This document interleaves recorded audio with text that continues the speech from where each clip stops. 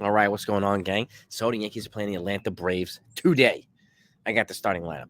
Before I do that, I want to talk really quickly about the left field job because the competition is pretty heavy right now. It's intense, and that's a good thing. These guys are helping to make each other better, helping to push each other. So, and we don't really know, but there might be a position or a situation where they don't need to make a trade for a top player.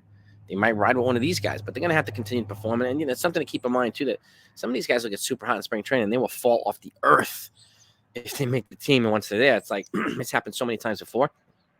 So that's something they need to be mindful of as well. And I think they are. But right now, this competition is fantastic. We have, competing. I mean, there's just mainly three with two guys.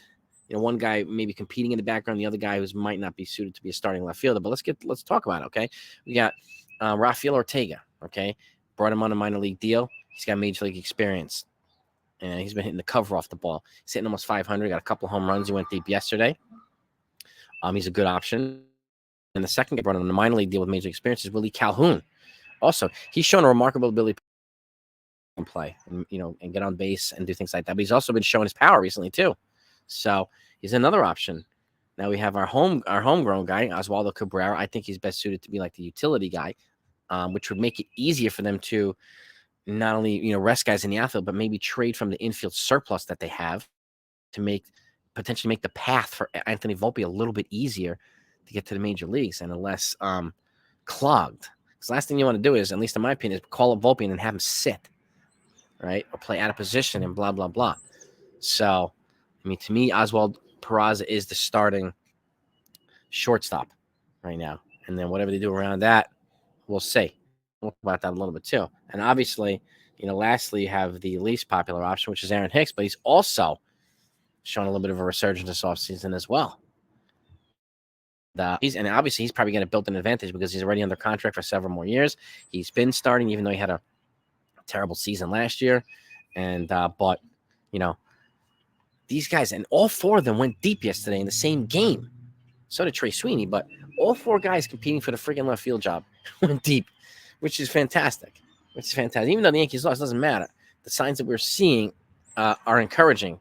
So not only for certain pitchers and bullpen, but the left field position as well. And again, they might not need to trade for a top player if these guys perform.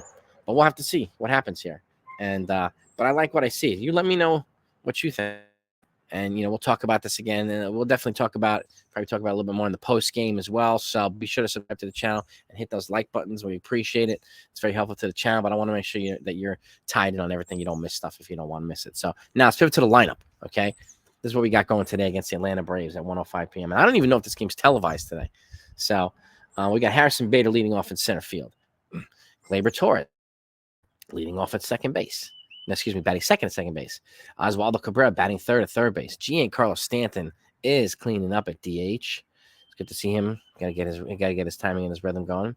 You got Isaiah Kiner-Falefa batting fifth at shortstop, giving some of their kids a rest. And again, if they're going to trade a guy like Kiner-Falefa or trade a guy like Hicks, these guys are going to need some regular reps. Okay, so just keep that one out there.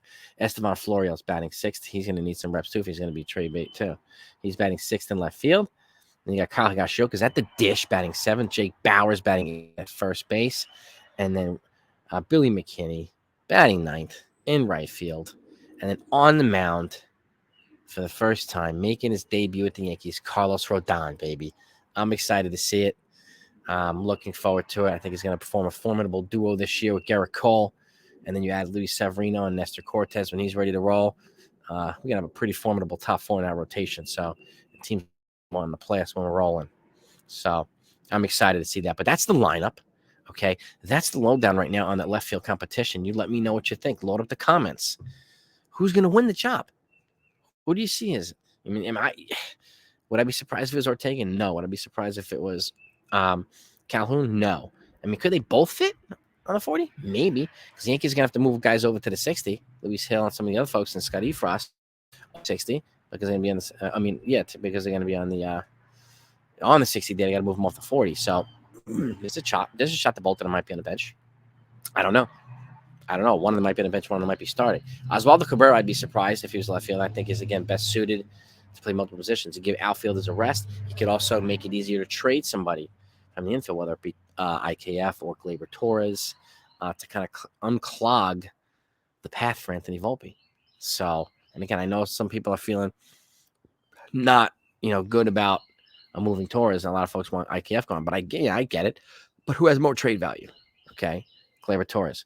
If you want a good impact player, and that's the only way I would trade the guy.